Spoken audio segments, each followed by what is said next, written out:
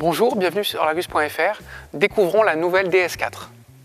Le restylage de la DS4 est caractérisé au niveau de la face avant par cette calandre DS Wings. C'est plus une Citroën maintenant, la marque DS est indépendante. Et par cet éclairage high-tech avec des modules à LED. Il y a 84 LED sur l'ensemble de la face avant. L'éclairage est directionnel. Et puis en bas, les antibrouillards sont aussi à LED avec une fonction d'éclairage d'intersection.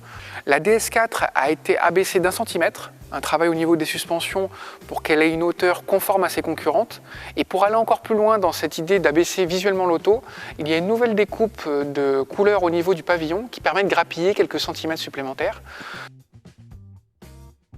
L'unique nouveauté de la DS4, c'est le système Apple CarPlay, accessible via l'écran tactile, et également le MirrorLink, qui permettra de connecter votre smartphone Apple ou Android au véhicule. Et puis surtout, la DS4 conserve ce savoir-faire avec cette planche de bord intégralement recouverte de cuir Nappa. Ça prend 8 heures en atelier par un maître sellier pour avoir cette confection.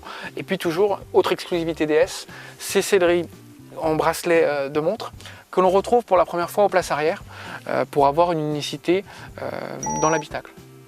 Ces quelques modifications esthétiques et techniques nous laissent un peu sur notre faim. Heureusement, DS nous a concocté une surprise, une déclinaison inédite de la DS4. On la découvre tout de suite.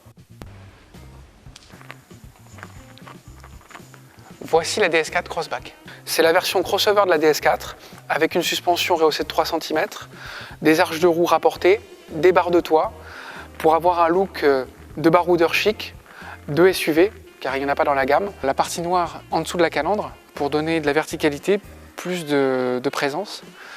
Et ça cadre bien avec le côté SUV que DS veut donner à cette DS4 Crossback. La DS4 Crossback, comme la DS4 restylée, seront toutes deux dévoilées en première mondiale au Salon de Francfort. La commercialisation interviendra mi-novembre 2015. À bientôt sur l'Argus.fr.